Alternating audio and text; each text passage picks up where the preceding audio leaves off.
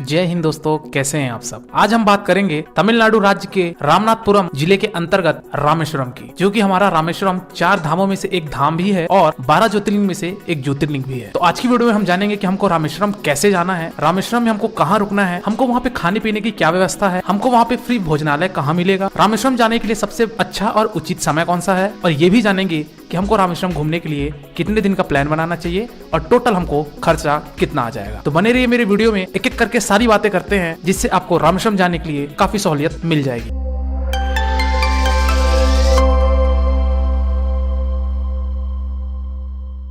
चलिए दोस्तों, बात करते हैं सबसे पहले कि हमको रामेश्वरम कैसे पहुंचना है। दोस्तों, रामेश्वरम पहुंचने के लिए आपके पास 3 ऑप्शन है। पहले ऑप्शन की अगर मैं बात करूं दोस्तों, तो वो है आपका बाई ट्रेन। दोस्तों, अगर आप ट्रेन से आना चाहते हैं तो रामेश्वरम में ही हमारा रेलवे स्टेशन है, तो आपके शहर से अगर रामेश्वरम तक की ट्रेन है तो वेल एंड गुड। अदरवाइज अगर आपको डायरेक्ट ट्रेन नहीं मिल रही है रामेश्वरम के लिए तो आप आ सकते हैं मदुरई। दोस्तों, मदुरई से जो रामेश्वरम की जो दूरी है वो 170 किलोमीटर की है। तो या तो आप मदुरई से रामेश्वरम बाई बस जा सकते हैं, या फिर अगर आप चाहें ट्रेन चेंज करके भी आप मदुरई से रामेश्वरम पहुंच सकते हैं। दोस्तों, लेकिन अगर आपके शहर से मदुरई तक के लिए भी डायरेक्ट ट्रेन नहीं मिलती है तो मैं आपको ये रिकमेंड करूंगा कि आप चेन्नई एगमोर जाइए, और चेन्नई एगमोर से आपको रामेश्वरम के लिए ढेर सारी ट्रेन मिल जाएंगी। तो अगर आपको मदुरई तक की ट्रेन नहीं मिलती है तो आप चेन्नई एगमोर आइए और चेन्नई एगमोर से रामेश्वरम पहुंच सकते हैं। चलिए दोस्तों, दूसरे साधन की बात करो दोस्तों, वो है आपका बाई रोड। दोस्तों, अगर आप पर्सनल व्हीकल से आते हैं तो आप बाई रोड आ सकते हैं वाया मदुरई होते हुए। मदुरई से रामेश्वरम की जो दूरी है वो 170 किलोमीटर की है। यहाँ पे आपको गवर्नमेंट की बस और आपको प्राइवेट बस दोनों ही यहाँ पे आपको मिल जाएंगी, तो आप मदुरई से रामेश्वरम पहुंच सकते हैं। और यहाँ पे अगर मैं बस के किराए की बात करूँ, मदुरई से रामेश्वरम आपका जो किराया है वो आपका 250 से 300 रुपए आपका एक व्यक्ति का पड़ जाता है। चलिए दोस्तों, बात करते हैं तीसरे ऑप्शन की, वो है आपका फ्लाइट। दोस्तों, अगर आप फ्लाइट से आना चाहते हैं तो रामेश्वरम का जो नियरेस्ट एयरपोर्ट है वो है आपका मदुरई। दोस्तों, आप मदुरई आ जाइए और मदुरई से आप 170 किलोमीटर की दूरी आप बस से भी कवर कर सकते हैं, या फिर आप टैक्सी हायर करके भी रामेश्वरम पहुंच सकते हैं। लेकिन दोस्तों, यहाँ पे मेरा रिकमेंडेशन ये रहेगा कि आप बाई ट्रेन ही सफर करिए, ताकि आपको भारत की सबसे लंबी समुद्र पुल यानी कि पंबन ब्रिज का नजारा आपको देखने को मिलेगा। दोस्तों, जब पंबन ब्रिज से ट्रेन गुजरती है तो आपको काफी अच्छा नजारा देखने को मिलेगा, तो आप ये नजारा मिस मत करिए। इसलिए अगर आप रामेश्वरम आते हैं तो एटलीस्ट आप पंबन ब्रिज वाली रेल यात्रा आप मिस मत करिए। आपको काफी अच्छा दृश्य देखने को मिलेगा, जो कि आपको किसी और रेल ब्रिज में ये आनंद नहीं आएगा जो कि पंबन ब्रिज में आएगा। तो इसलिए पंबन ब्रिज से आप एक बार जरूर होकर गुजरिएगा। चलिए दोस्तों, हम रामेश्वरम पहुंच चुके हैं। रामेश्वरम पहुंचने के बाद हमको दर्शन करना है, लेकिन यहाँ पे हम ये जानते हैं कि हमको दर्शन करने से पहले और क्या क्या चीजें हमको करनी पड़ेगी। दोस्तों, मंदिर में दर्शन करने से पहले मंदिर परिसर से ही 100 मीटर की दूरी पे बना है एक अग्नि तीर्थ, वहां पे आप जाके स्नान करिए। दोस्तों, यहाँ पे जब श्री राम रावण का वध करके आए थे, इसी अग्नि तीर्थ में आके वो स्नान किए थे, और यहाँ की लहर एकदम शांत हो चुकी है क्योंकि प्रभु श्री राम का यहाँ पे स्पर्श हुआ था। तो अग्नि तीर्थ पहुंचकर सबसे पहले आप अग्नि तीर्थ में स्नान करिए, उसके बाद मंदिर परिसर में जाइए। दोस्तों, अग्नि तीर्थ में स्नान करने के बाद हम मंदिर परिसर पहुंच चुके हैं। मंदिर परिसर में आपको वहाँ पे दर्शन करने से पहले 22 कुंड पे भी आपको स्नान करना है। दोस्तों, मंदिर परिसर पे यहाँ पे 22 कुंड का अलग अलग तीर्थ का वहाँ पे कुंड बना हुआ है। तो उस 22 कुंड में आपको वहाँ पे गवर्नमेंट के एम्प्लॉय रहते हैं जो कि आपके ऊपर जल अर्पित करेंगे, और आपसे इन सारे 22 कुंडों का जल अर्पित करने के लिए आपसे कुछ कॉस्ट लिया जाता है, जो कि 20 से 25 रुपए आपका लिया जाता है। तो आप 20 से 25 रुपए उनको दे दीजिए और सारे 22 कुंडों में वो आपको स्नान करवा देंगे। दोस्तों, पूरे 22 कुंड को आपको स्नान करने के लिए आपको हार्डली 30 से 40 मिनट लगेगा। तो आप पूरे 22 कुंड में स्नान करिए, और स्नान करने के बाद आप वहाँ पे चेंजिंग रूम बना हुआ है, तो आप चेंजिंग रूम में जाके अपने कपड़े बदल सकते हैं, और आप सूखे वस्त्र पहन के मंदिर परिसर में भोलेनाथ के शिवलिंग के दर्शन करने के लिए हम बढ़ते हैं। दोस्तों, मंदिर परिसर में आपके 2 शिवलिंग है। पहला तो वो जो हनुमान जी ने कैलाश पर्वत से लाया हुआ था, और दूसरा वो जो सीता माता द्वारा रेत से निर्मित की गई जो शिवलिंग थी, वहां पे आपको 2 शिवलिंग देखने को मिलेगी। लेकिन पहले आपको हनुमान जी की लाई गई पहले शिवलिंग का आपको दर्शन करना है, उसके बाद सीता माता द्वारा जो रेत से निर्मित की गई जो शिवलिंग थी उसकी आपको वहां पे दर्शन करनी है। तो आप ओम नमः शिवाय का जाप करते रहिए,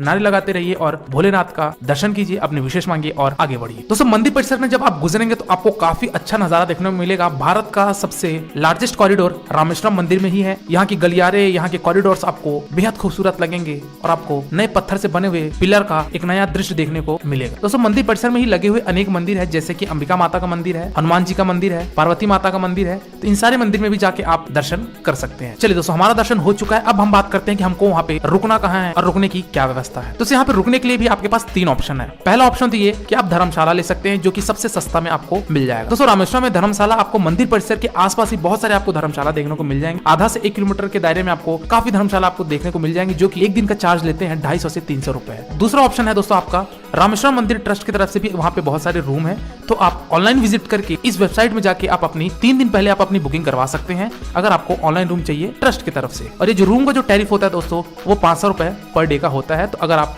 ट्रस्ट के लिए रूम चाहते हैं तो आप इस वेबसाइट पे जाकर अपनी रूम की बुकिंग करवा सकते हैं, जो कि 3 दिन पहले ही होती है। तीसरे ऑप्शन की बात करता हूँ दोस्तों, वो है आपका प्राइवेट होटल। दोस्तों वहाँ पे प्राइवेट होटल भी बहुत सारे हैं, जो कि आपको 500 से 1000 तक के आपको ढेर सारे वहाँ पे होटल देखने को मिल जाएंगे। तो जिस भी होटल में आप रुकना चाहते हैं वहाँ की फैसिलिटी देखकर आप प्राइवेट होटल में भी रुक सकते हैं, अगर आपको धर्मशाला या फिर रूम का ट्रस्ट नहीं मिलता है। चलिए दोस्तों, इसी के साथ साथ बात करते हैं कि हमको अब भोजन कहाँ करना है। दोस्तों भोजन करने के लिए भी आपके पास 2 ऑप्शन है। पहले ऑप्शन की अगर मैं बात करूँ दोस्तों, तो मंदिर परिसर में मंदिर ट्रस्ट की तरफ से वहाँ पे लंगर चलता है। तो अगर आप लंगर में खाना चाहते हैं तो वहाँ पे आप खाना खा सकते हैं, लेकिन इसकी जो टाइमिंग है दोस्तों वो आपकी 11 बजे से लेके 3 बजे तक की है। तो अगर आप मंदिर परिसर में अगर आप भोजन करना चाहते हैं तो वहाँ भोजन कर सकते हैं, लेकिन यहाँ पे सिर्फ लंच आपको दिया जाता है। यहाँ पे ब्रेकफास्ट और यहाँ पे डिनर आपको प्रोवाइड नहीं किया जाता है। तो अगर आप लंच करना चाहते हैं तो आप मंदिर परिसर में भी कर सकते हैं। दूसरा ऑप्शन है दोस्तों आपका प्राइवेट होटल्स और प्राइवेट रेस्टोरेंट। दोस्तों वहाँ पे प्राइवेट होटल प्राइवेट रेस्टोरेंट बहुत ज्यादा आपको वहाँ पे देखने को मिल जाएंगे। दोस्तों वहाँ पे प्राइवेट होटल प्राइवेट रेस्टोरेंट में जो रेट है वो आपका 100 रुपए से लेकर आपके 150-200 तक की आपकी थाली सिस्टम मिलती है। तो वहाँ पे आप भोजन कर सकते हैं। सुबह का नाश्ता भी आपको वहाँ पे इडली डोसा बड़ा ये सब आपको वहाँ पे मिल जाएगा। तो आप ब्रेकफास्ट भी कर सकते हैं और आप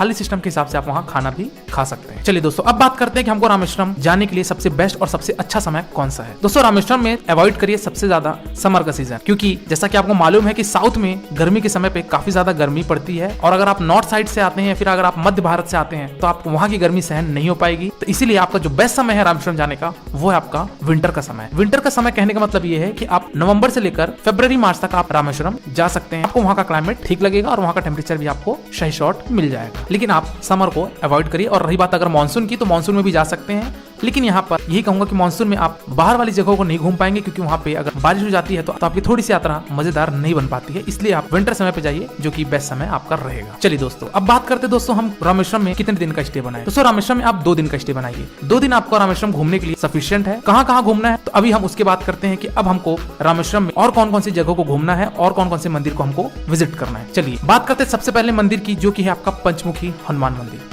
दोस्तों पंचमुखी हनुमान मंदिर में आप जा सकते हैं। यहाँ पे हनुमान जी की बहुत बड़ी मूर्ति है, तो उनका भी आप दर्शन कर सकते हैं, मत्थे टेक सकते हैं। दूसरे स्थान की बात करूँ दोस्तों, वो है आपका नाम्बू न्यागी मंदिर। दोस्तों इस मंदिर में पार्वती माता का मंदिर है। कहा जाता है दोस्तों जिन लोगों को संतान प्राप्ति की समस्या होती है तो वो इस मंदिर में जरूर जाते हैं, जिससे उनको इस समस्या से छुटकारा मिल जाता है। तो आप इस मंदिर में जाके पार्वती माता का दर्शन कर सकते हैं। तीसरे स्थान की बात करूँ दोस्तों, वो है आपका साक्षी हनुमान मंदिर। दोस्तों साक्षी हनुमान मंदिर मंदिर परिसर से आपका 2 किलोमीटर की दूरी पे पड़ता है। तो आप साक्षी हनुमान मंदिर में भी जाके कुछ समय दे सकते हैं और वहाँ भी दर्शन कर सकते हैं। अगले स्थान की बात करूँ दोस्तों, वो है आपका कलाम स्मारक। दोस्तों यहाँ पे एपीजे अब्दुल कलाम जी का स्मारक बनाया गया है। यह वह स्थान है जहाँ पर कलाम जी को दफनाया गया था। तो यहाँ पर भी आप जाकर कलाम जी को श्रद्धांजलि अर्पण कर सकते हैं। अगला स्थान है दोस्तों आपका धनुषकोडी। दोस्तों धनुषकोडी में आप सेकंड डे जाइए। पहले दिन आप जो अभी मैंने आपको बताया ये सारी चीजें आप घूम लीजिए, और दूसरे दिन आप धनुषकोडी जाइए और उसी दिन आप शाम के समय या रात के समय आप अपनी रवानगी ले लीजिए। दोस्तों रामेश्वरम से अगर मैं धनुषकोडी की अगर दूरी की बात करूँ दोस्तों, ये आपका 20 किलोमीटर के आसपास पड़ता है। दोस्तों ये वही जगह है जहाँ पे वानर सेना के द्वारा पत्थर से लंका जाने के लिए मार्ग बनाया गया था, पुल बनाया गया था। लेकिन वह पुल आज आपको नजर नहीं आएगा, क्योंकि धनुषकोडी में कुछ वर्षों पहले समुद्री तूफान के कारण धनुषकोडी पूरी तरीके से खत्म हो चुका था और क्षतिग्रस्त हो चुका था। दोस्तों धनुषकोडी पहले रेलवे स्टेशन हुआ करता था, जो कि रामेश्वरम से आपको धनुषकोडी आने के लिए डायरेक्ट आपको ट्रेन मिल जाती थी। लेकिन वो सुनामी और वो आपदा आने के बाद वहाँ का रेलवे स्टेशन, वहाँ का पोस्ट ऑफिस, वहाँ के गवर्नमेंट ऑफिसेस, वहाँ का मंदिर, वहाँ के चर्च, सब चीज खत्म हो गया एक ही झोंके में। तो आज धनुषकोडी में वहाँ पे बीच है, वहाँ पे समुद्र है, तो आप वहाँ जाकर स्नान करिए। धनुषकोडी में स्नान करना पवित्र माना जाता है, तो एक बार आप धनुषकोडी जाकर भी जरूर स्नान करिएगा। चलिए दोस्तों बात करते हैं दोस्तों कि ये सारी जगहों को घूमने के लिए हमारा साधन क्या होगा। दोस्तों आप मंदिर परिसर से वहाँ पे जो आपका अग्नि तीर्थ के पास से आपको बहुत सारे बस मिल जाएंगे, ऑटो मिल जाएंगे, टैक्सी मिल जाएंगे, तो आप वो लेकर आप ये सारे स्थान को घूम सकते हैं। अगर मैं यहाँ पे बात करूँ दोस्तों, अगर आप ऑटो बुक करा के ये सारी चीज को कवर करना चाहते हैं तो ऑटो वाला आपसे 1000 से 1200 रुपए लेगा और इन सारे मंदिरों को, इन सारी जगहों को आपको घुमाकर वापस मंदिर परिसर के पास छोड़ देगा, यानी कि अग्नि तीर्थ के पास आपको वहाँ पे ड्रॉप कर देगा। चलिए दोस्तों अब बात करते हैं दोस्तों कि हमको रामेश्वरम को पूरा घूमने के लिए कुल खर्चा कितना आ जाएगा। दोस्तों इस खर्चे में मैं आपके किसी भी तरीके की ट्रेन की टिकट, बस की टिकट और आपके फ्लाइट की टिकट को ऐड नहीं कर रहा हूँ। यहाँ पे मैं आपके रूम की टिकट, आपके खाने पीने की टिकट और आपका जो भी ऑटो लेकर आप जो भी मंदिर घूमेंगे उनकी अगर मैं कॉस्ट की बात करूँ दोस्तों, आपका एक व्यक्ति का 1500 से 2000 रुपए में आप आराम से रामेश्वरम को घूम लेंगे, एक्सप्लोर कर लेंगे। तो आप जितने मेंबर हैं उस हिसाब से आप अपना बजट बना सकते हैं। और यहाँ पे ट्रेन की टिकट, फ्लाइट की टिकट और बस की टिकट जो भी आपका रहेगा अपने अपने शहरों से, अपने अपने राज्यों से, तो उसमें आप वो अलग से इंक्लूड कर सकते हैं। तो दोस्तों ये था टोटल रामेश्वरम का संपूर्ण वर्णन। मिलते हैं फिर एक नए वीडियो में एक नए टॉपिक के साथ, एक नई यात्रा के साथ। तब तक के लिए शुक्रिया। जय हिंद। ओम नमः शिवाय। आपकी यात्रा मंगलमय हो।